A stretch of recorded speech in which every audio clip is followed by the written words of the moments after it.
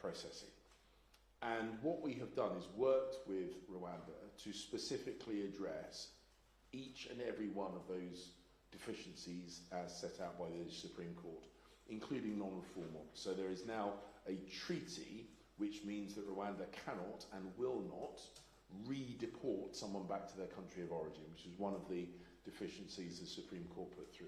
They identified what they regarded as not robust enough judicial processes, which is one of the reasons why the Rwandans have worked with us to change the process to have an international element to the decision-making through the Commonwealth relationship, so that it is not exclusively Rwandan judges making the decisions.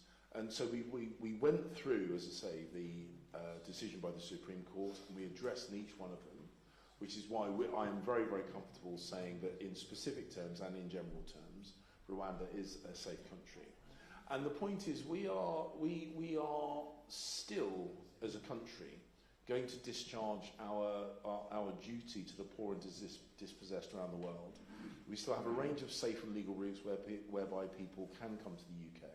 And since I was elected, we've received something in the region of 500,000 people through those safe and legal routes from Syria, from Afghanistan, from Hong Kong, and other places around the world. So we will still be a benevolent and generous player on the global stage. But as I say, what we're saying is it cannot be right that the criminals pick and choose who gets refuge and who does not. So this is actually a great segue into the other topic that I wanted to cover, which is indeed, from the irregular to the regular. And in particular, regular migration. Now, perhaps, sort of starting off from an Italian this time example, it's interesting that, here we have a government that has, been and wants to portray itself as being very tough on irregular migration, and yet it is a government that has increased it in an unprecedented way labour migration quotas. We used to have, if my memory serves me right, about 30,000 people. The quota was for 30,000 people per year, so it was on a yearly basis. It has now been increased to 400,000 on a 3-year basis. So it's more than a threefold increase per year. And the fact that it's now on a 3-year basis, in a sense, implicitly, accepts the fact that this is a structural phenomenon.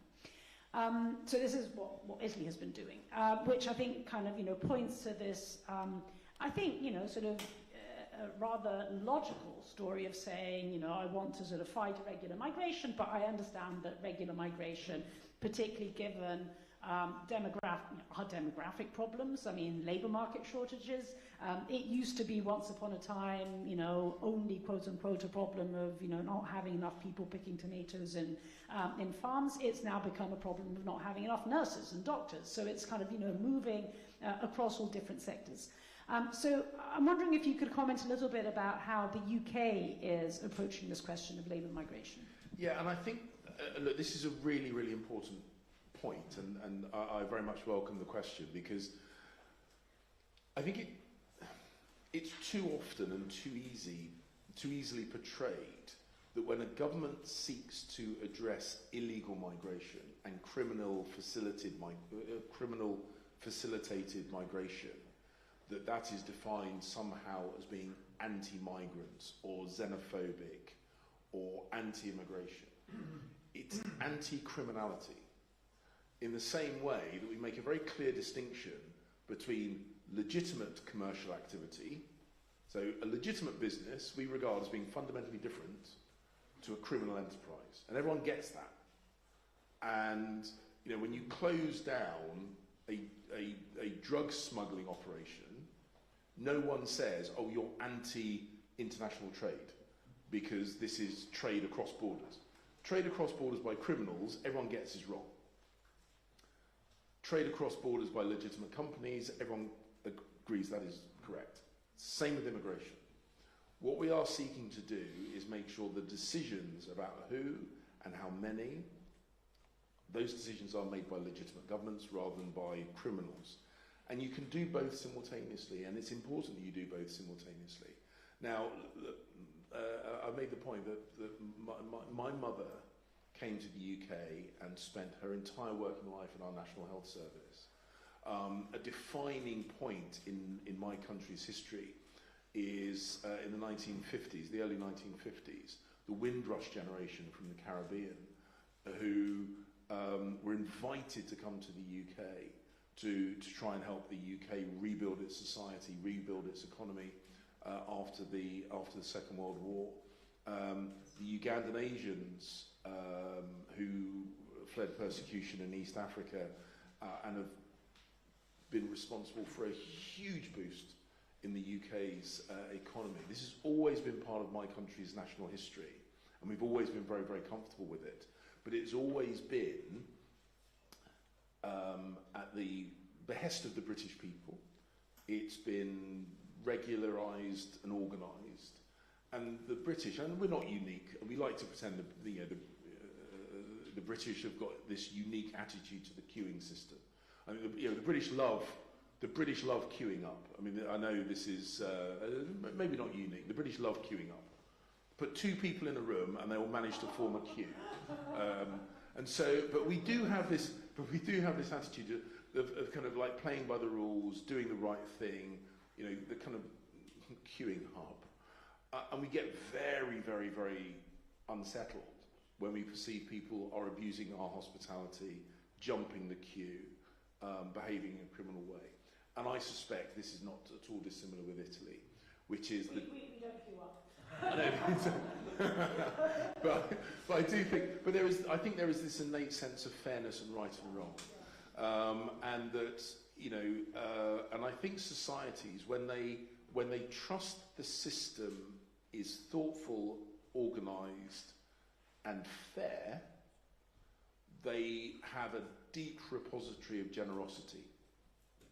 And Italy has been a very, very cosmopolitan country throughout its history, and I have no reason to believe that will ever change. But I do think, just as in the UK, that generosity is contingent on people feeling that that generosity is not being abused. And that's why having a migration policy to address the economic needs of a country, and also border control policy to prevent criminals taking over, are not contradictory in the slightest, and it's really important we do both. So, in a sense, here we have, I mean, of course, doing it and implementing it is not easy, but in a sense, at least, conceptually, it's a rather neat model in which you basically say, well, I double down on contrasting irregular migration, and I do so by being creative with, different types of agreements with countries of origin, countries of transit, third countries altogether, as in the case of Rwanda. But then I also have, my regular migration, regular labour migration.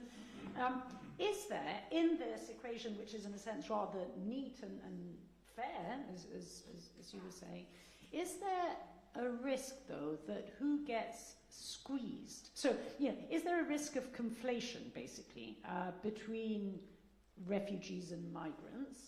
And as, within that irregular migration box, obviously there will be potentially regular asylum seekers. So is there a shrinking space, basically, for asylum within this overall approach to migration, which is, in a sense, logical in many ways? It is complicated to manage these things, and there is no simple system.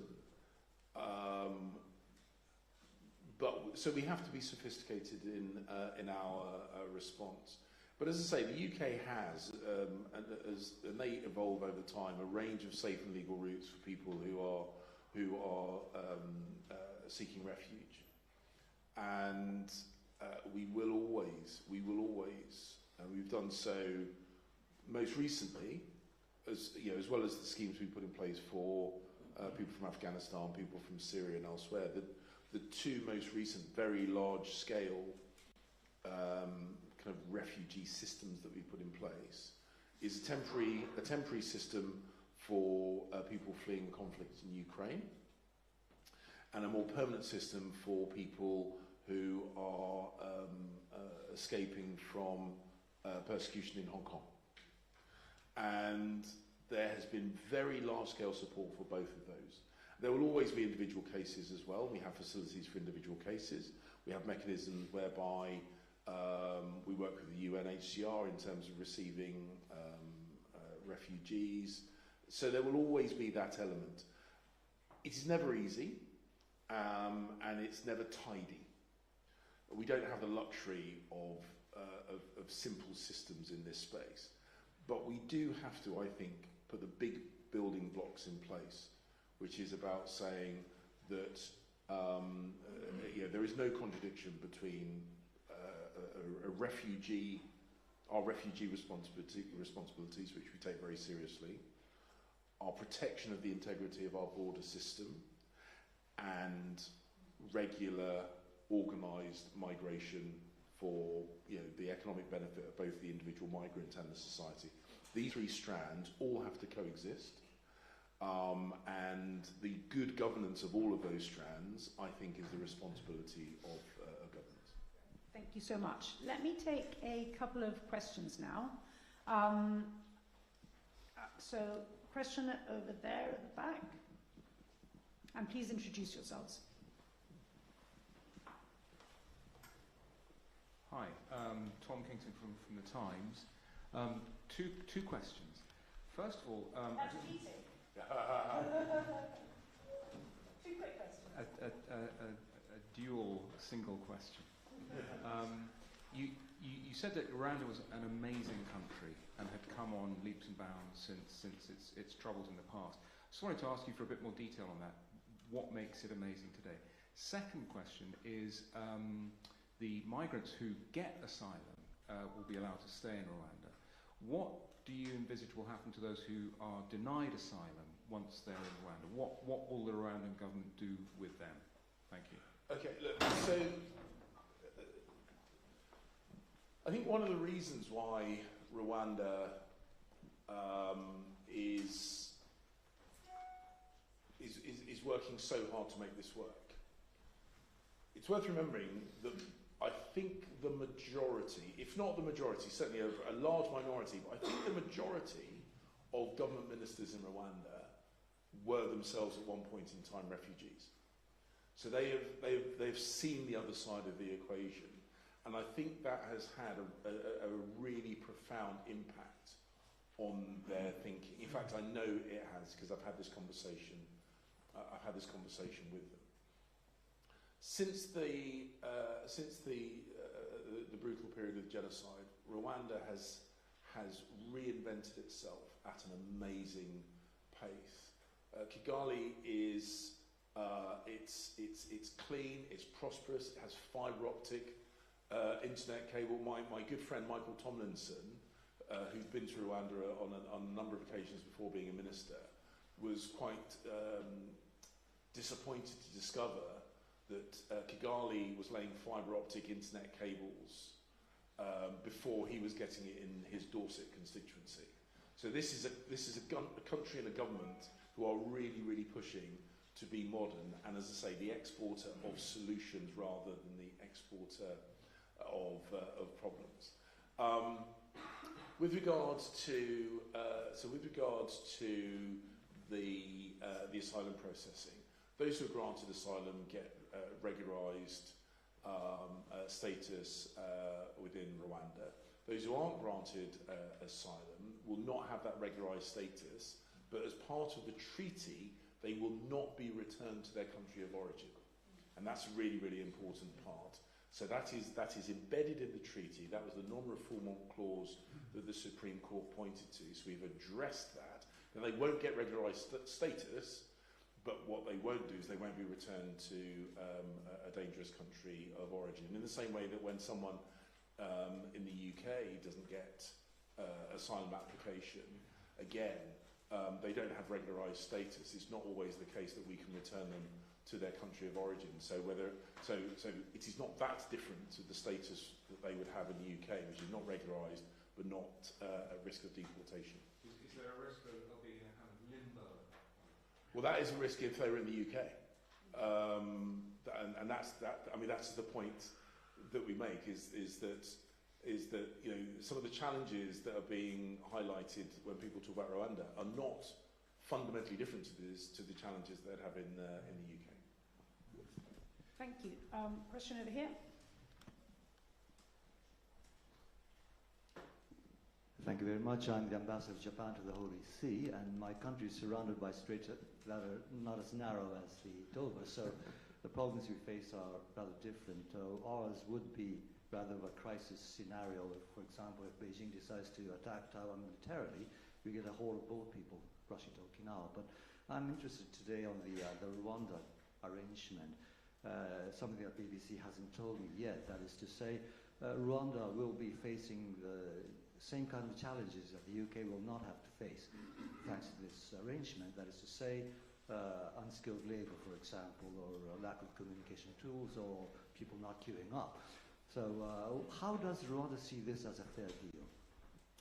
Well, thank you. And it is a really important point, of course, that you know, Rwanda is at a very different stage of its economic journey, for example.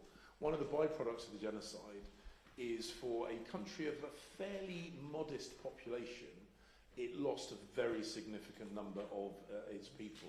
So Rwanda, I mean, this is probably maybe a bit clunky with my phraseology, but Rwanda is slightly underpopulated, and there is definitely capacity for both the individuals who are being relocated to Rwanda to be financially much more better off than they would be perhaps from their country of origin, but also for Rwanda as a nation to be much more economically better off. So there is a genuine mutual benefit. Now, as I said, as part of the partnership, there is a transfer of funds from the UK to Rwanda. That, of course, will help their economy. But the people that they will be accepting into their society and into their economy will help their economy grow. So it's one of these. We envisage this as being a real three-way benefit. It helps the UK manage, as I described, a real challenge with regard to criminally facilitated illegal migration. It helps the individuals who are seeking a safe and prosperous life to have a safe and prosperous life. And it helps Rwanda grow its economy and be the modern society that they are aspiring to become and working very hard to become. So it's a genuine mutual benefit, which is why we believe it's sustainable. It is something that we think should be supported. And really people, there's been a lot of lazy headlines, and I feel quite strongly about this, a lot of lazy headlines about the Rwanda scheme without actually looking at the detail of what's going on. Let me take a final question over here. Thank you for your presentation, Mr. Minister.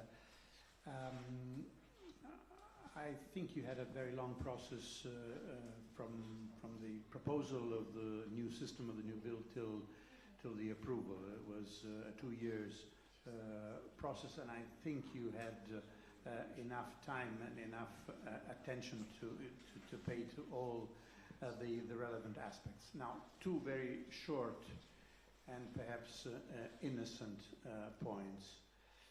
First, how convinced are you by the fact that this system will be discouraging for the ones who try and get to the UK to seek asylum?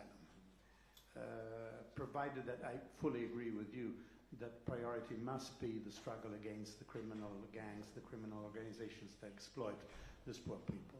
How convinced are you that the system can really discourage people that have perhaps connections in the UK, that have relatives that are exposed to the power of attraction of the UK?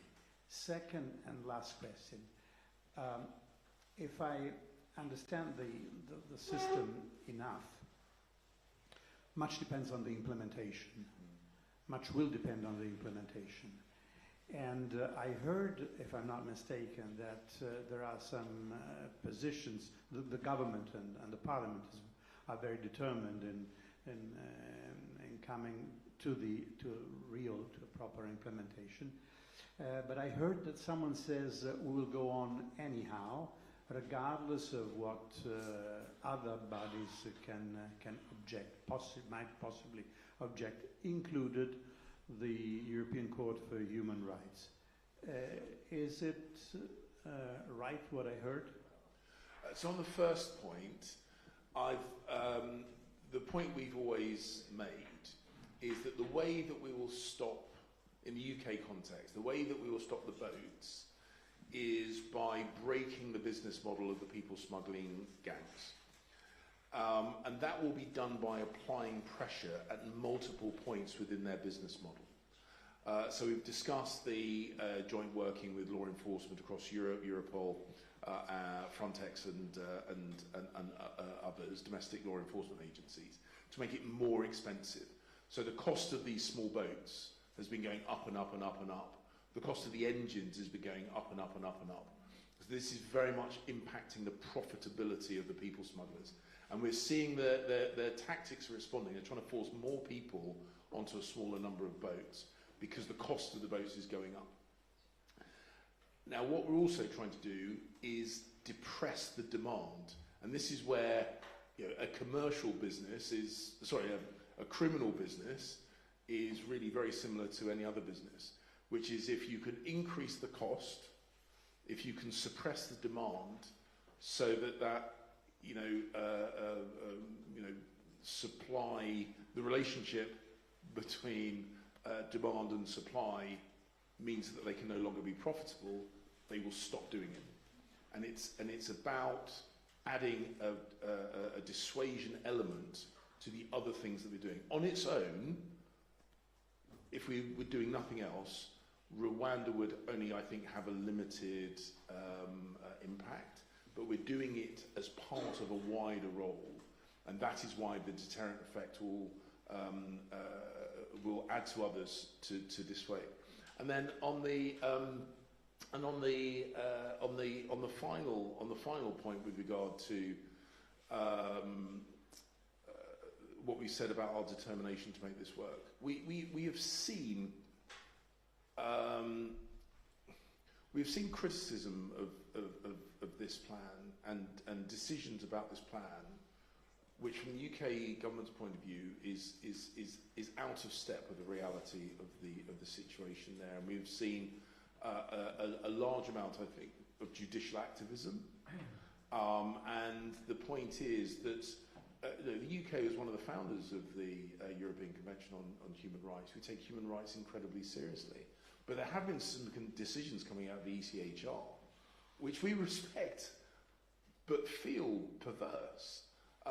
We've had situations, different to the Rwanda scheme, we've had situations where we have tried to deport foreign criminals who have taken part in very violent crimes in the UK, have been incarcerated in UK prisons, that we've attempted to deport to perfectly safe countries and internationally recognised safe countries. And the defence for not being deported is that they have fathered a number of children by a number of women, sometimes in very abusive relationships, and they now have a protection for family life of children that they have never met, have had no engagement with, and were fathered in abusive relationships. That cannot possibly have been in the minds of the original drafters of the European Convention on Human Rights. I've said that it's really important that these post-war institutions that we value enormously, have done incredibly good work, evolve and adapt to meet the modern situation and the modern needs. Because they are important, we want them to endure. But there is a real moral hazard in saying to a nation-state government that it cannot manage its own borders. It cannot make decisions about who does and does not live in its own country, because that undermines the integrity of the democratic process which we live. I'm accountable to voters. The decisions that I make are judged by the people who go to the ballot box and either reward me by reappointing me or punish me by replacing me. And if I'm not able to make decisions about my own country, that golden thread that underpins liberal democracies gets severed. So it's important that the decision makers are held accountable, but also that the decision makers are able to make the decisions. Well, James, thank you so much. This has been an incredibly rich conversation. It has been extremely, we've covered many dimensions of this, but at the same time, you really managed to go very deep into several of these. And I think you've just done so with incredible openness and honesty and transparency. So I think on behalf of all of us, here at the Institute, a very, very warm thank you. I think this has really been a fantastic conversation. Thank you.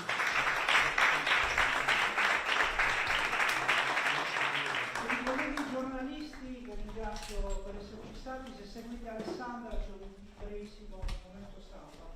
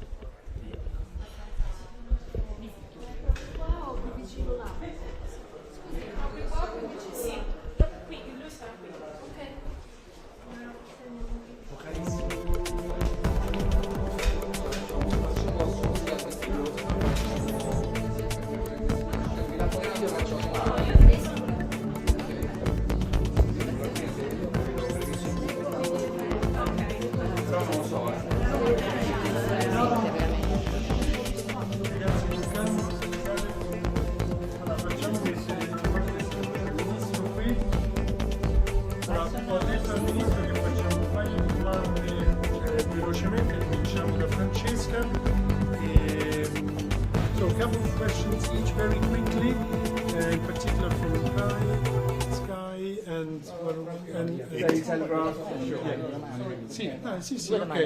Sorry, Minister, shall we start? Okay. Yeah, go on. Okay. Someone else is going to have to manage Senza essere troppo, tanto sta qui, non si muove, quindi. Thank you. Yeah, I would say the main purpose of your visit is to work together with Italy to establish a sort of alliance, I would say, of cooperation on immigration. Are you looking for some particular countries? Well, the UK and Italy have been working very, very closely. We've got a very good working relationship from our respective prime ministers through the interior ministries to our operational level. We are seeing with two maritime countries, both having to deal with illegal boat arrivals and people dying in the waters around our country, that we recognise that we are not going to be able to resolve these issues just with domestic legislation or domestic work. We rely on our international partners, we value our international partners, and we very much value the relationship that we have with Italy. And this is about dealing with illegal migration from wherever it has come from. If there are some particular country you're looking for, I mean, to deal together with Italy, like in North Africa or... Well, so it's not about the specifics of the countries of origin, because we discover that those countries change and that they adapt. And this is more about two countries that recognise the problem and are being creative in how we solve those problems. Yes, so what's your answer on the critics of violation on the migrants' rights operated by the Rwanda bill that you've just approved?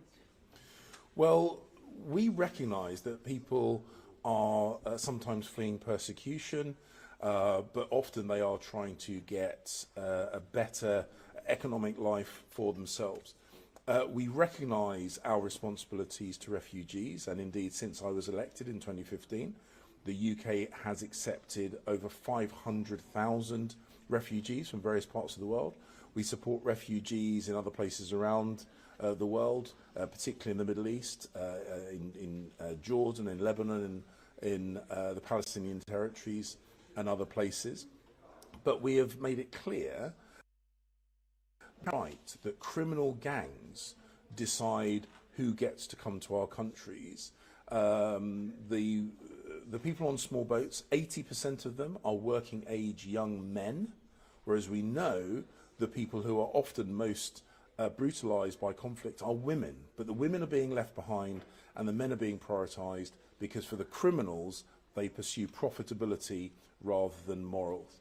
And so we will always abide by our duty to the poor and dispossessed around the world, but we also make it clear that it's for the British government to decide who gets to come and live in the United Kingdom. Home Secretary, when will the first planes leave for Rwanda, do you think? Well, the Prime Minister has said that once the bill gets royal assent and becomes an act, there are other logistical and operational things that have to happen. That will take about 10 to 12 weeks.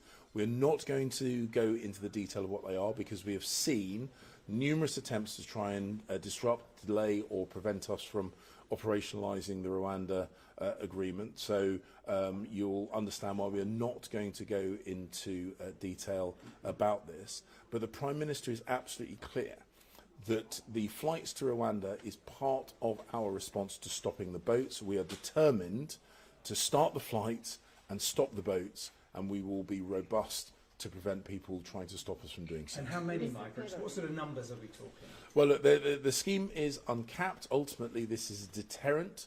So we have made it clear that we will have a regular drumbeat of flights through the summer until the boats have stopped, and we've been very clear about that.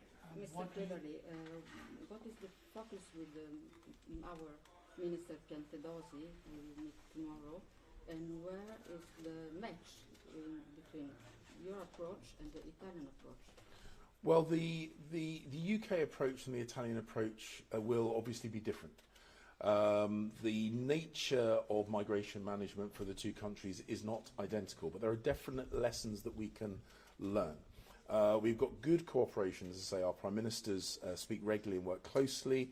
I've had a chance to meet and speak with the Interior Minister, and I'll be meeting him again tomorrow. We'll be discussing what we can learn from each other, how we can cooperate further. This is a strong friendship. This is a good operational relationship, and we will learn from each other. Even though our circumstances are not identical, there are definitely lessons that we can learn. UNHCR has says this violates international... Just one sec. What do you make of criticism which was put forward by Filippo Grandi and other high leading officials of the UN when it comes to, with reference to the UN Convention for Refugees? Well, we absolutely abide by our commitment to refugees. I note that the UNHCR actually works with Rwanda for refugee and asylum management, so it shouldn't be new or a surprise. The Supreme Court, as I said in the event just now, the Supreme Court of the UK identified areas that they said Rwanda needed to address. We're working with Rwanda to address those areas.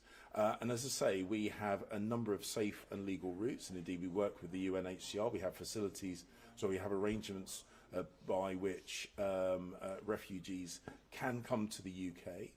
And we have a long-standing tradition of supporting refugees both within the UK and closer to their countries of origin. But as we've said, there is nothing moral or legitimate about delegating to criminals who gets to travel and stay in the UK or indeed any other country. And that's the point we've got to recognise. If we do not take action, the people who decide international migration policy will not be the UNHCR, will not be the British government, it will be criminals who rape, who murder, who steal, and who allow people to die on the route. And it cannot be allowed that the status quo that we're currently seeing, which is that it is criminals that are making these immigration decisions. We can't allow that to continue. And I think the probably last question. Nevertheless, the UNHCR has said that this pact itself violates international refugee law. So is the UK in the future now looking to, does this International Refugee Convention have to be rewritten to address the new situation that you have so spent the last hour describing? I mean, is the whole system need to be rethought with your new model the way to go forward? So I will, obviously we listen very, very closely to the UNHCR. As I said, the UNHCR works with Rwanda on migrant processing.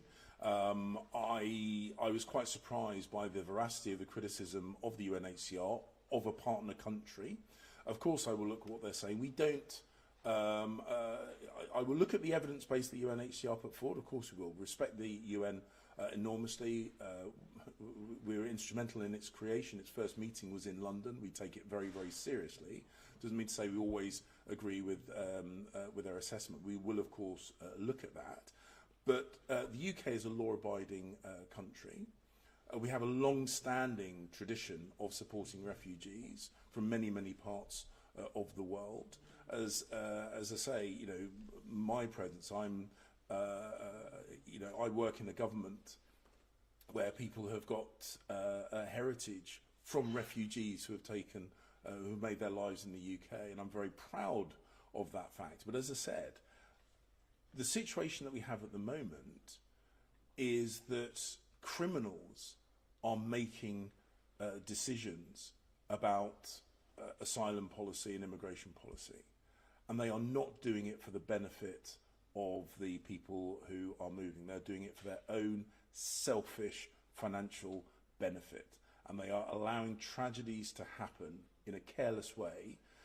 And there is, I think, no moral justification to sit on our hands and allow the status quo to persist. And those of us who look in horror at the fatalities, whether it be in the Mediterranean or the Channel, I think is incumbent upon us to be imaginative and courageous in how we break this business model, how we protect lives of the most vulnerable, and how we ensure it is for legitimate nation-state governments to make these decisions and not criminal gangs. Ladies and gentlemen, thank you very much. I've got to move. Thank you. Thank you. Thank you. Arriva Nathan, le so, c'è anche piacere di fare qualche domanda a Nathan?